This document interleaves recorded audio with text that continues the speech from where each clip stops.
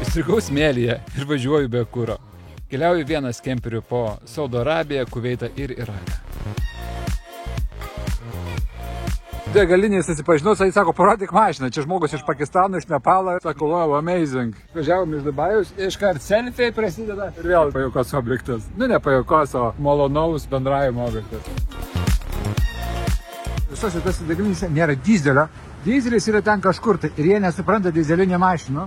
Taip skiriasi Dubajų degalinių maistas. Tai čia mes turime žuvį, dar turime visokių masalų, krevečių. Tikrai turtingiau gyvena negu Lietuva.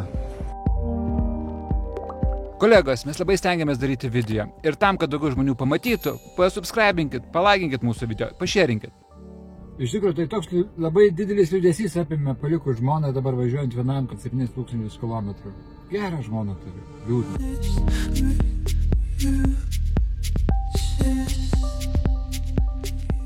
Fūros Emiratuose stovi dykumoje. Ir čia nėra nei tualetų, nieko nėra.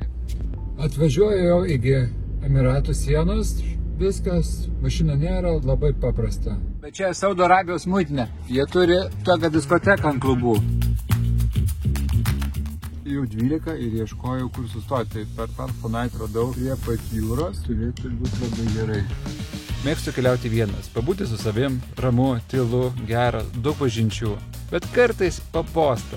Su žmona visada sugalvojom daugiau kur nueiti, ką pamatyti. Kelionė visą laiką yra įdomesnė. Kartais kelioniai pamatau, kad nepažįstu iš vis Karolinos. Ir vis labiau man patinka ją pažinti. Šita moteris jau 45 minutės vandenį, tai pliuškenas. Ir nuėjau pabandyti vandenį, tai mano vaikai eitų, bet aš jau neičiau maudytis, labai šaltas. O jinai va taip žaidžia. Pliušku.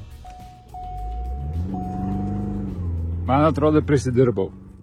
Įvažiavau į tokį minkštesnį smėlį ir čia kasuosi jau visiškai.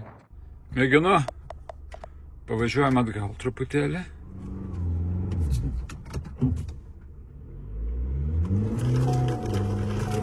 Gerai, turim problemų.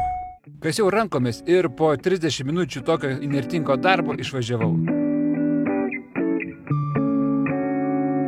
Atėjau į Arabų restoraną valgyti. Tiesmą plevelę. Pažinau iškart su vietiniais.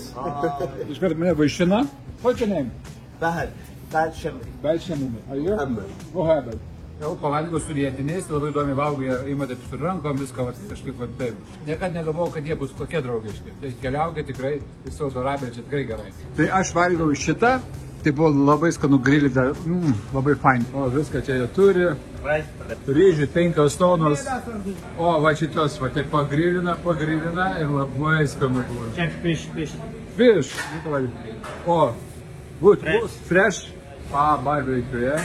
Oh, this is the restaurant. Aiva, yes. Thank you, what's very delicious. Sustoju parduotuviai, niekur nėra kainų. Kaip tas kainas sužino? Ką tik mane išvarė iš prekybos centro, nes aš su šortais, tai sako, problem. Tai išėjau. Aš dar šikelį sakau, kad šitie žmonės yra fantastiniai. Nes dabar paprašiau vandens, jie davė 2 butelius ir sako, dovanų. Thank you so much. Yeah, welcome to Kuwait. Thank you.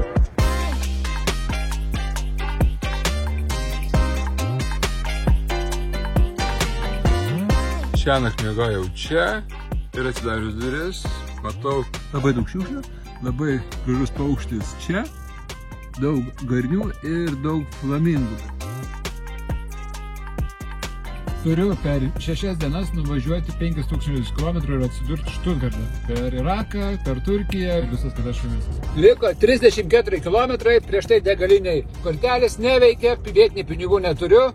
Tikiuosi, Irakas mane išgelbės kaip nors. Bilembas, kuras labai stipriai mažėja, tai nežinau kaip bus. Gaila, negaliu filmuoti muitiniai, tai vienu žodžiu neturiu tiketo, tai tas sako, nieko negaliu praleisti, turiu važiuoti ten valandą atgal, aš turiu tik 20 km kuro. Tai atvažiavo ten direktorius, papyko ant tų vietinių, sako, good luck, važiuok, viskas gerai. Tai myliu kuveitiečius. Jūs nepatikėsit, gavau ką tik kavos, jų vietinės espresso, datulių ir čia yra muitinė. Geras, ane? Thank you, guys. You are welcome, bro. You are welcome. Dabar klausimas, kaip mane priims Irakas. Biški bijau. O kilometrų vis mažėja. Lembas biški baisi. Čiuosi, bet kaip durnis koks. Sako, kad neturiu vizos, o iš tikrųjų aš ją pirkau prieš 2 savaitės. Klupiu Ir čia dabar aiškinamės dėl mano vizų. Žmonės tikrai yra mandagus, čia negaliu nieko sakyti apie tai, bet mano protas man sako, kad aš čia, dėl tų muitininkų tai daugiau nevažiuosiu visą dieną, kaip idiotas koks. Muitininkai užkniso belė kaip dar ir kuro 19 kilų beliko, tai blembas, nežinau kaip bus. Gavau dizelį, bet čia dizelis nenormuotas, tai man įpylė tik 40 litrų, važiuoju. Sustabdė dabar vėl mane patikrinimui, atėjo tas jų CŽV, pradėjo prie mano rieštų žiūrėti, po mano maišelių žiūrėti, pasėmė savoje mano rieštų pavalgė, paklausė rūkyturių, sakiau, ne, nu ir išėjo. Blėt, vienu žodžiu nesakysiu spaudai. Kai su Karolina važiavau, tikrai taip nebuvo, jam biškiau laikėsi padorumo, dabar tai pasileido plaukus. Išlipau į mašinų, turiu pažiūrėti ir iškart manęs paprašė, sako, blemas, sako, tu su šortais, reikia pagabą jaus. Sako, apsimok džinsus, tai apsimoviau. Blemas, visur aš turiu su tais džinsais. Čia vyksta mašinų turgus, ten girdisi aukcionas jau vyksta, einam pažiūrėsim. Visokių griuvenų čia pilna, kaip naujas, o ypač šita.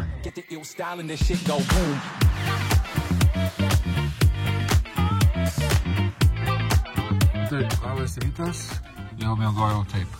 Visur šiukšlės, jau saulės nebėra ir kuro nebeturiu. Aš tai niekaip nesuprantu, žiūrėkit, šiukšlių aplinkui milijonas, jie bendrauja, valgo, geria.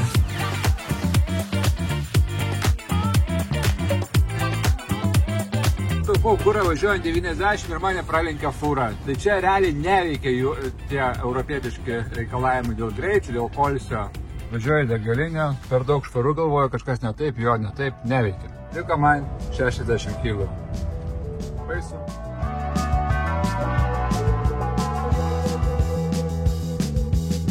Grįžau į Mosulą, užėjau į kavinę, paprašiau maisto, tai atnešė tokį patiekalą, tik nežinau, kas tai yra. Šakučių nėra. Čia viskas bus pirštais valdo kebrai. Prisijungė prie mane šitas žmogus, mėginu susikalbėti, bet aš suprantu, kad per Google Translate neina susikalbėti, nes jisai skaityti nemoka. Tai gal šypsas ir tie.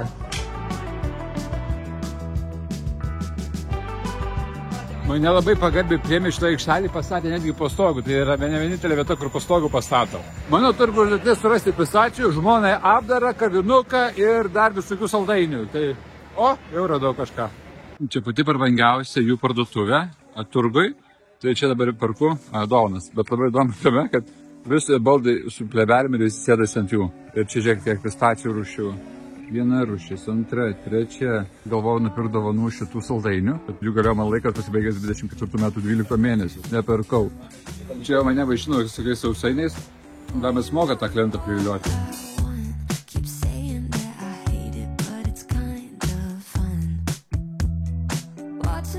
Šviesas pritamsta, jie vis dėl turi problemų su elektros tiekimu. Kaip sakiau, jie tikrai turi problemų, dabar iš vis elektra pradingo, ten tik ugnis dega. O jie pasirodžia, man lempų atnešė, geras. Vėl elektra dingo, bet noriu parodyti, kaip atrodo maistas. Žmonės atnešė telefoną, kad pakalbėčiau su savininku. Savininkas klausė, ar skanu ir visa kita. Ir sako, gaila, ten elektros nėra, tai nėra to parago. Atneša vėl arbatą, vėl pradingo. Taip ir gyvena žmonės. Jie mane pavaišino ir sako, welcome to Iraq. Ir, aš neįpratęs, sakiau, susimokėsiu. 5 kartus sakiau, bet sako ne. Tai ačiū jums labai. Thank you, guys. Yes.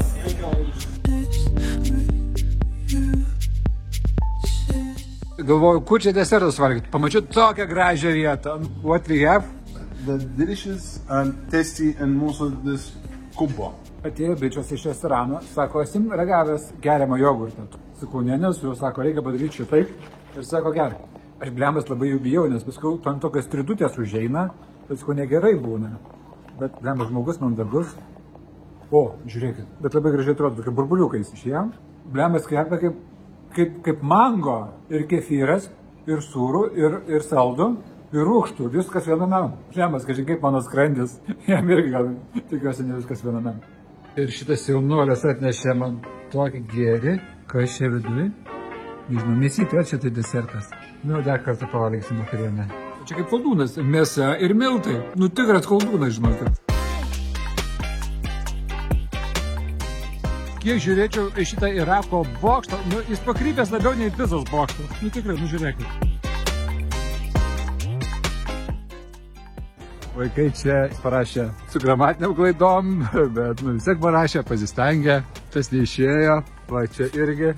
Baigėsi dizelis, visos degalinės neturi. Kažkaip nuvažiavau tokią kaip Mažeikių naftą, bet tokią didelę. Tai mane sargybinis nuvedė pas direktorių. Direktorius pažiūrėjo mano dokumentus, sako, gerai, sako, atvaryk čia savo mašiną. Ir čia dabar man gal išrašys kurą. Tai sakė, 10 minučių palaukti. Vietinis bičias sako, važiuok tiesiai, va tiesiai. Ja, sako, taip ir važiuok iki to ofiso. Tai mes taip ir važiuosim prieš eismą. Išgelbėtas. Viskas, sumokėjau 26 centus už litrą ir važiuoju toliau. Važiuoju dabar per muitinę. Žmonės labai malonus yra kiečiai. Klausia, kaip sekasi ir viskas gerai, nieko netrūksta, nu tikrai. Nu, žiauriai faini. Čia žmonės laukia visi, o aš suprantu, mane kaip VIP zonai pastatė beilės važiuoti. Irako ir Turkijos niekieno žemė, niekieno upė. O tie varšai ir stovi. Blembas, žiūrėkit. Blemba, žinau, kad Irako sienai vieni tikrina, antri, trečiai patikrina, mane patikrina, mašiną patikrina, paskui patikrina patikrintoją. Aš sugaišau kokias 4 valandas čia, kad patekčiau. Realiai, įvažiuoti yra pakankamai paprasta, bet išvažiuoti jau yra reikalų. Laikykitės, jeigu kas norit, skambinkit, patarsiu, ką padėti. Va, čia tai bairis. Pasirodo, turkų sistema nulūžo ir mano tik turkiškos mašinas, o visų užsienietiškų nemato. Tai aš dabar čia su kitais kolegom stoviu nuošaliai, pakol turkai susitvarkys savo sistemą. Sustojau degaliniai Turkijoje ir ateina jaunuolis ir duoda man Red Bullį. Sako, dovanų. Thank you so much, guys. Thank you. Čia Turkijoje daro man pusryčius. Tokį specialų paplotėlį su kažkokia mėsos ir dar su kažkuo. Šo? Ką gerai? Video. Polanovski, I love you. Aš pasakau, kad esu Lenkas, nes lietuvių jis nežino. Labai sausa, iš tikrųjų tai nelabai skanu. Labiau neskanu negu skanu. Manau, teks kitką pavalgyti. Čia aš nustojau filmuoti ir už poros dienų jau buvau namuose. Ačiū, kad buvote kartu. Noriu padėkoti visiems, kurie mus stebėjo, žiūrėjo, komentavo ir svarbiausia palaikė visos kelionės metu. Kiekviena jūsų žinutė, palaikymo žodis ar paprastas like reiškia labai daug. Bet tai dar ne pabaiga. Neužilgo vėl keliausime ir galėsite viską stebėti gyvai per mūsų YouTube, Facebook, Instagram profilius. Jei dar nesekate, pats laikas prisijungti. Dar kartą ačiū, kad buvote kartu. Iki!